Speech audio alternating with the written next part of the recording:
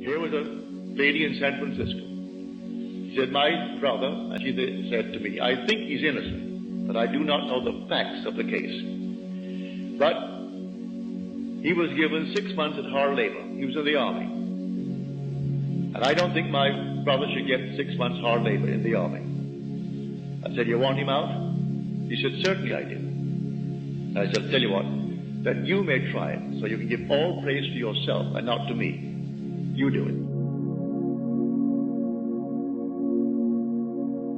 But what must I do? Well, if he was out, would he come home? Oh, yes, he'd come straight to my place.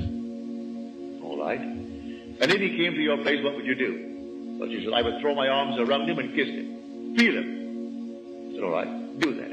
When you go home tonight, sit where you would normally sit, and just imagine that your brother is there, and that you have thrown your arms around him, and you're holding him, hugging him, and kissing him. The next Sunday morning, in my meeting in San Francisco, that woman could rise and tell this story.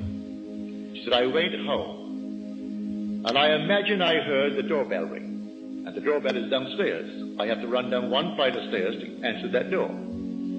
So I heard it ring, and I ran downstairs, and I flung the doors open, and here stood my brother. I went back upstairs. There was no brother, but I did it so vividly. It was almost like a disappointment that I didn't actually see him standing there.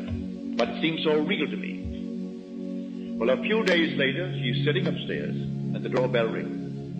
She said, I almost broke my neck to get downstairs, because I knew what was going to happen. And here she threw the door open. Here is her brother. And she stood up in the audience and told that story to the 1,000 who were present that Sunday morning. But the thing is to practice. We are the operant power.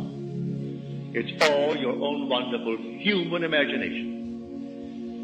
And the one thing the whole vast world aches for is the awakening of the imagination.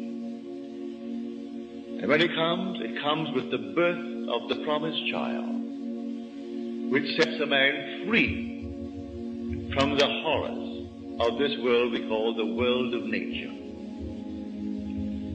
For nature is simply that principle on which depends the sameness of forms in transmitted life. And so the thing goes over and over. Haven't you observed a year that at a certain time of the year, money is tight, all of a sudden it flows, and then at a certain time of the year, it's tight. Why? It's a habit.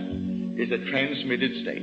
You fix that fact in your mind's eye, and if you got $50,000 today, and say it's the month of December when it's always tight, you're going to loan the money out or give it away before December comes by. So when it comes by, you're going to be tight again. Is it peculiar, I would say, slavery, this thing called nature, in the sameness of forms in transmitted life? Now, you can penetrate the fact and bring it. And that's what we're here to teach. I come not to abolish the law and the prophets. I come not to abolish them, but to fulfill them. And tell you the real law.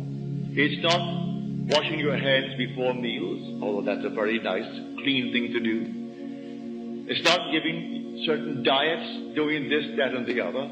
He explains that the entire law is psychological. You want the facts of life. You want the facts, well, you make the prison walls all the thicker. But learn how to penetrate the facts. And as you penetrate the fact, you must go to a certain objective beyond the fact. What do you want now? Well, then you go into the state of the wish fulfilled. What state? The state you decide. You determine what you want in this world, and you go right into that state. And then ignore the facts. Suppose the facts now still denies what you did. It doesn't matter. Let the facts remain. They'll dissolve. They'll all dissolve because you are going to remain faithful, and you will occupy the state. No longer are you going to construct it and not occupy it. You're going to occupy the state. And as you occupy the state, it's going to work.